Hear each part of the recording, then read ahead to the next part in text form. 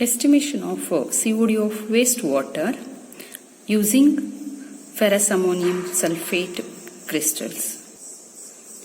COD is the chemical oxygen demand which measures the chemically oxidizable impurities present in the sewage water.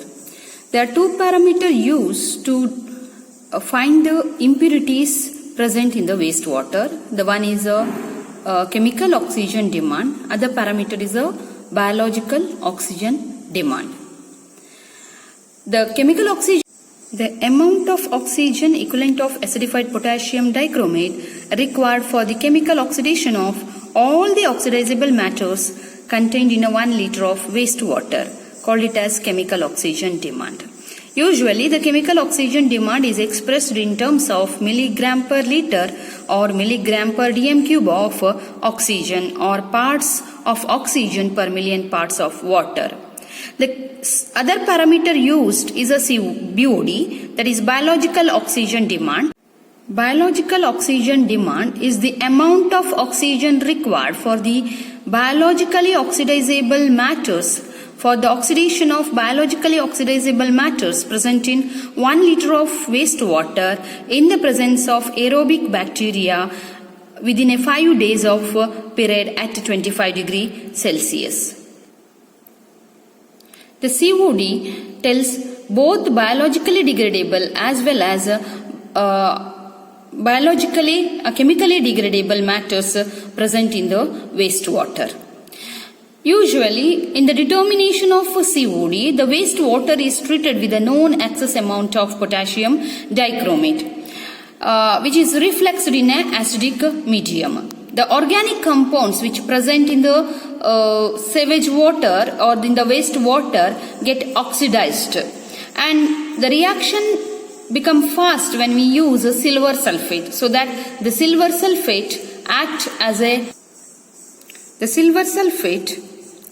as a catalyst for the easy oxidation of Titration alcohols, hydrocarbons, aromatic hydrocarbons, pyridines are carried out in the presence of silver sulfate. And the organic matter which present in the wastewater get oxidized to forming carbon dioxide and water. So if you directly introduce a silver sulfate, the chloride ion, if it is present in the sewage water, it combines with the silver sulfate forming silver chloride. So the silver chloride is not act as a catalyst. So you have to remove all chloride ions. That's why you have to introduce a mercuric sulfate. So mercuric sulfates avoid the interference of chloride ions by forming mercuric chloride complex. So the unreacted excess dichromate left after the reaction with the wastewater is estimated using standard ferrous ammonium sulfate. Here the ferroin is used as an indicator. The ferroin, the IUPAC name is 1,10-phenanthroline iron 2 complex.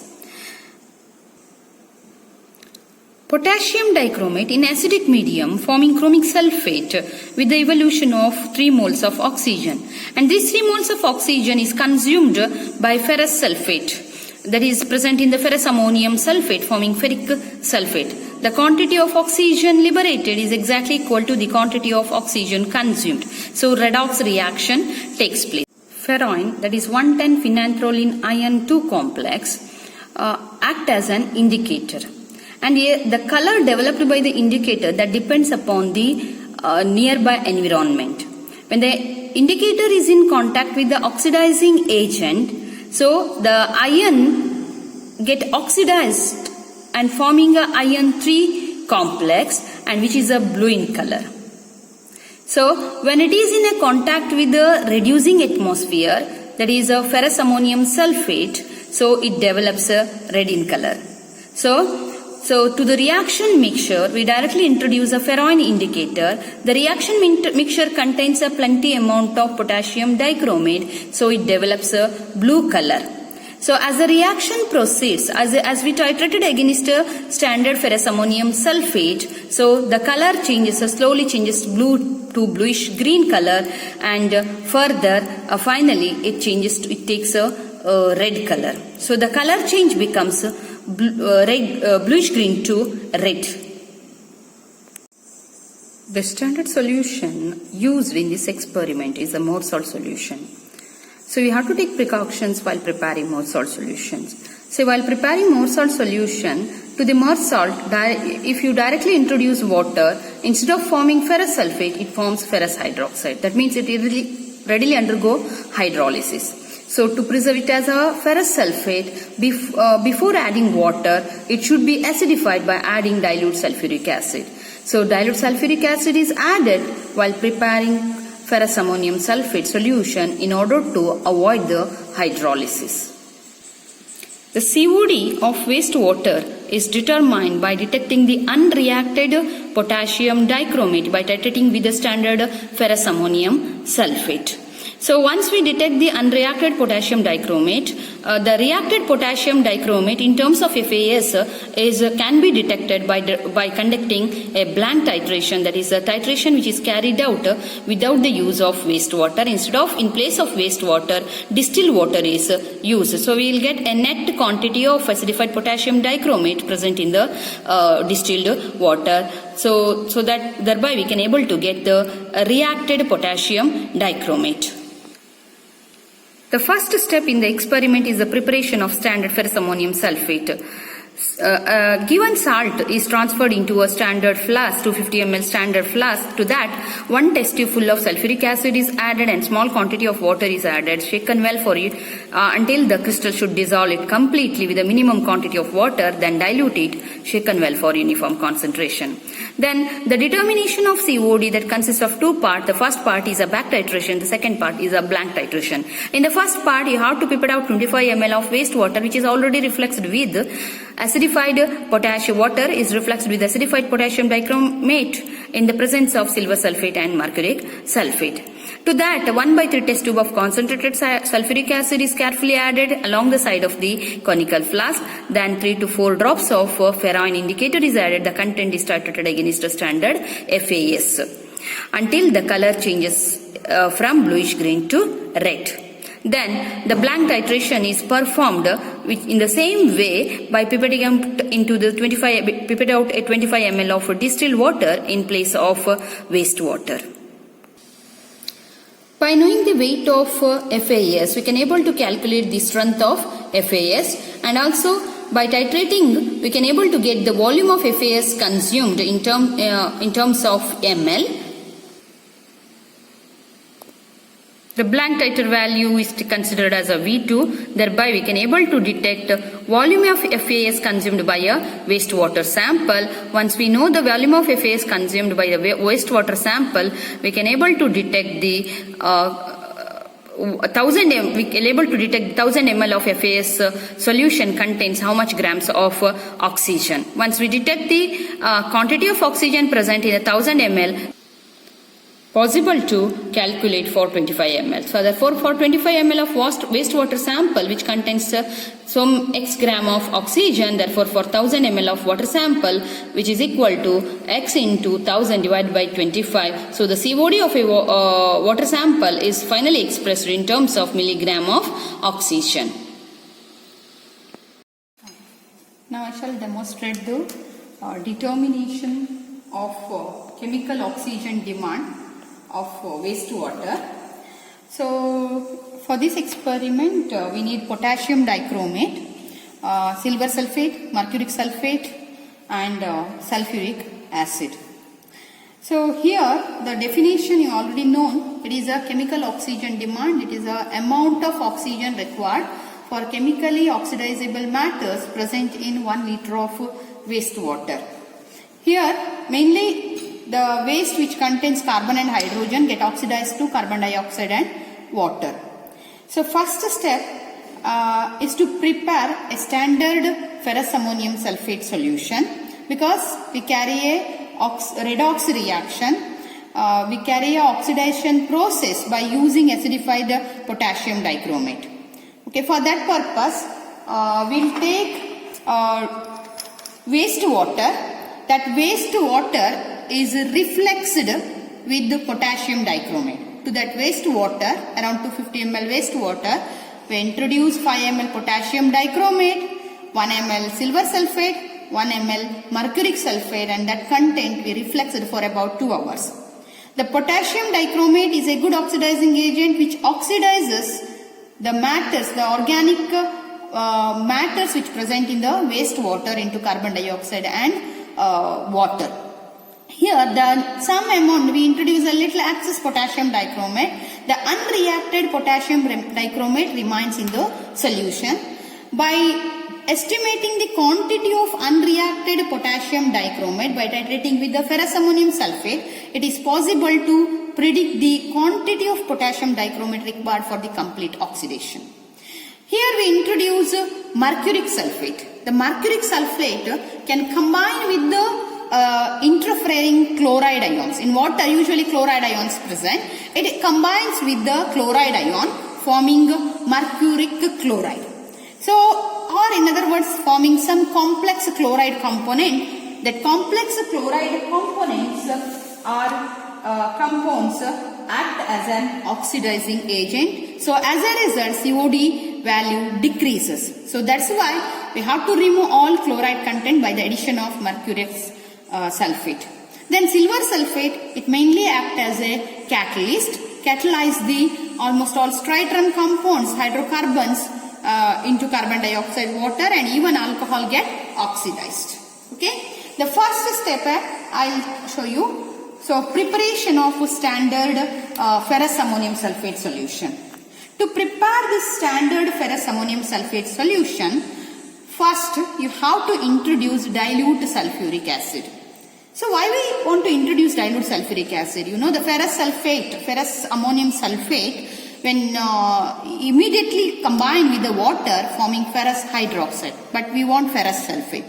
To retain it as a ferrous sulfate, you have to introduce sulfuric acid. As a result, we can retain the component in the form of sulfuric acid. So first, I'll introduce around 1 test tube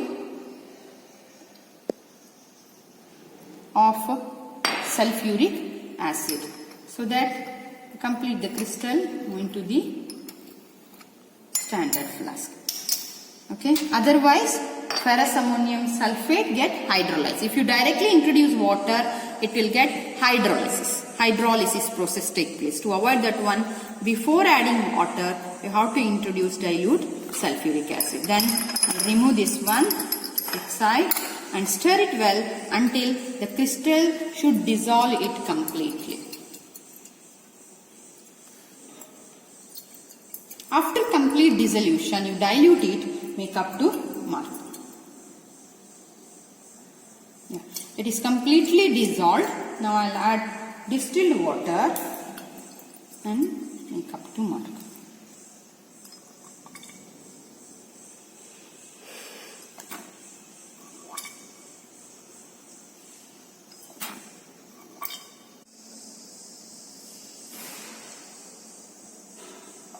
See, exactly up to mark, then shake well for uniform concentration.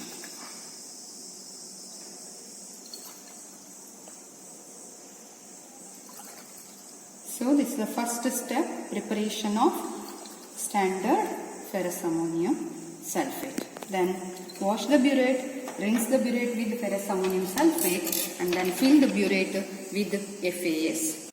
So I already washed the burette with the water and rinsed with the ferrous ammonium sulfate. Then I'll fill.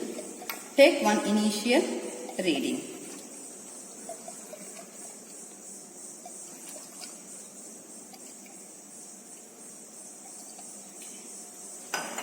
Remove this one.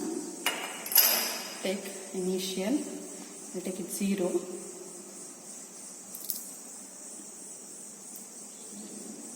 So initial reading 0, and just completely start. Okay. This is the first step, preparation of FAS. Then determination of COD of waste water. It includes 2 steps again. The one is back titration, the other one is a blank titration. So that's why I'll take 2 bottles. To one bottle I will take a waste water, in another bottle I will take distilled water. To both the bottle, titrate with the potassium dichromate, silver sulfate and mercury sulfate. Then it is refluxed for about, the content is refluxed for about 2 hours, then cool to room temperature, and that solution I'll take it in this bottle. So the second step is the determination of COD, what we considered as a back titration. For this, you have to pipette out 25 ml of refluxed wastewater, refluxed with the potassium dichromate. That wastewater you have to pipette. Before, you have to rinse the pipette with the wastewater, then pipette out 25 ml of wastewater.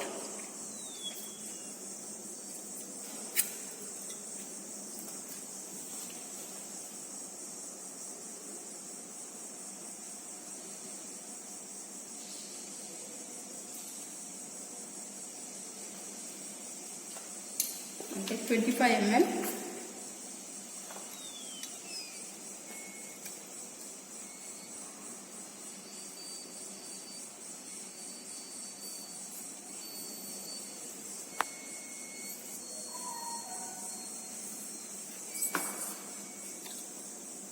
Exactly 25 ml.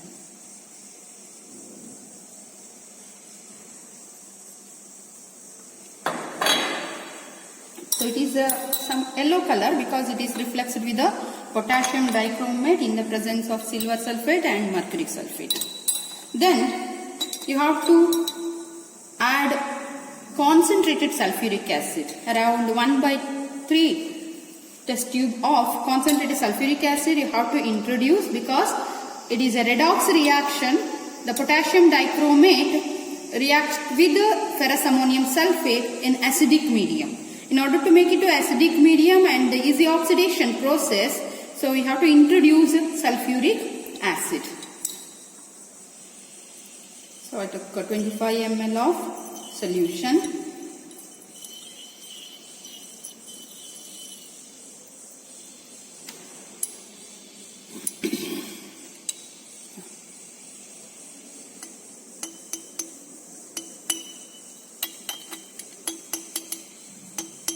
Okay, then I should introduce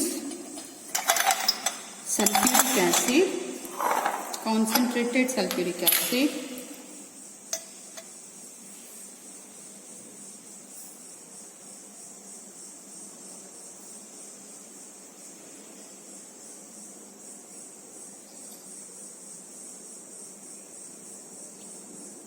Yes. Okay.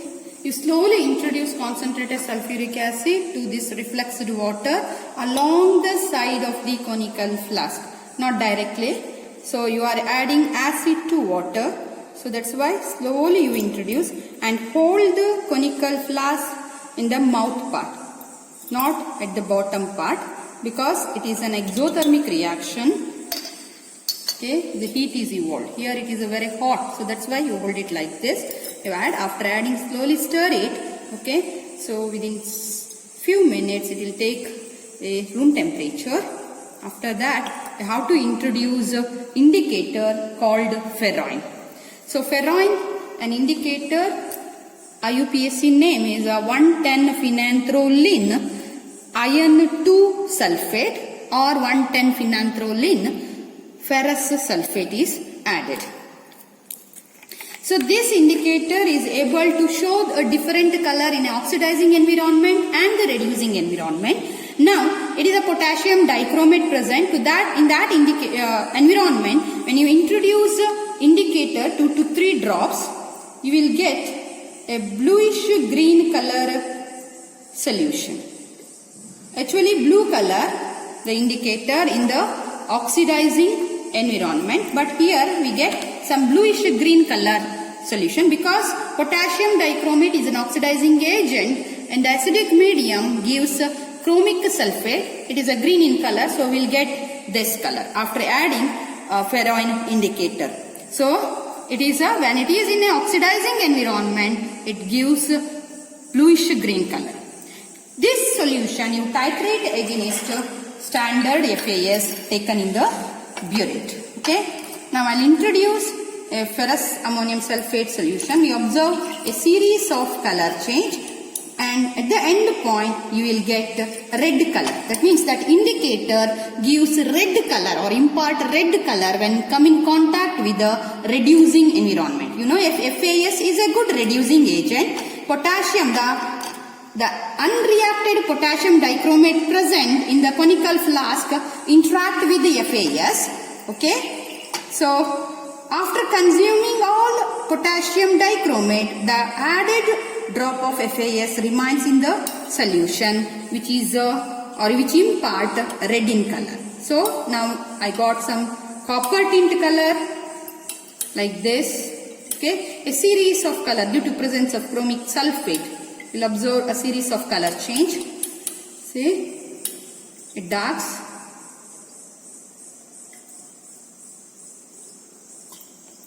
Now it takes some grey color. Okay, it indicates some near the end point. Now I'll add one drop. I'll see. Yeah, it becomes black. This is not red color.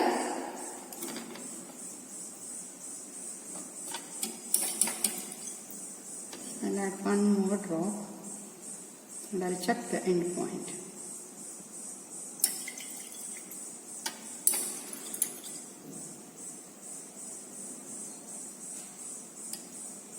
Yeah, this is the sharp end point. This is sharp end point. Okay, so now it takes a red color. Why? Because that indicator is in contact with the reducing environment. So it imparts red color. So the color change becomes bluish green to red color. Now I come to the calculation part. See, what is the initial reading, burette reading? The initial burette reading is 0. We took 0. The final burette reading is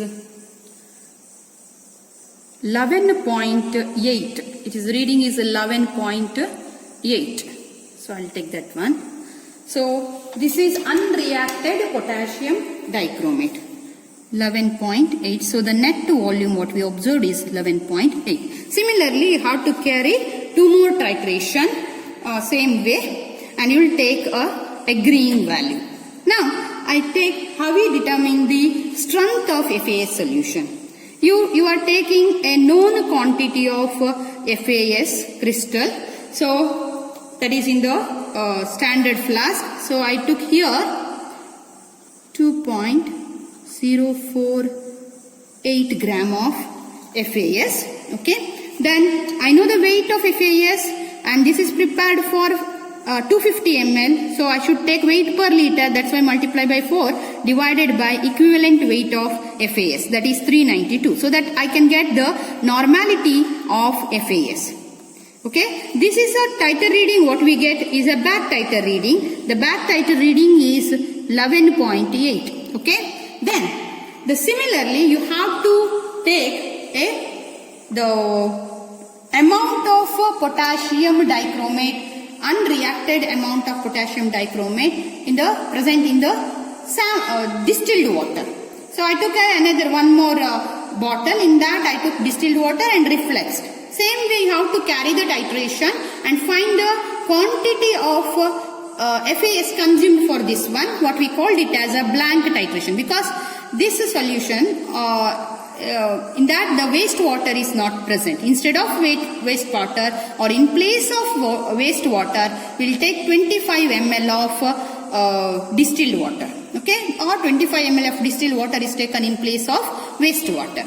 So I already titrated and I got 25 ml for the distilled water, because the net potassium dichromate is reflexed.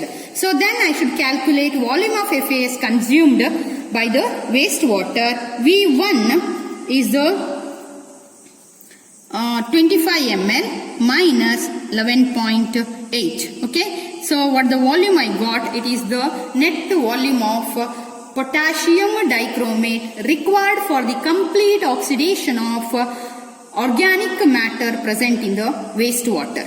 Okay, so it is a net volume of potassium dichromate required for the complete oxidation of wastewater.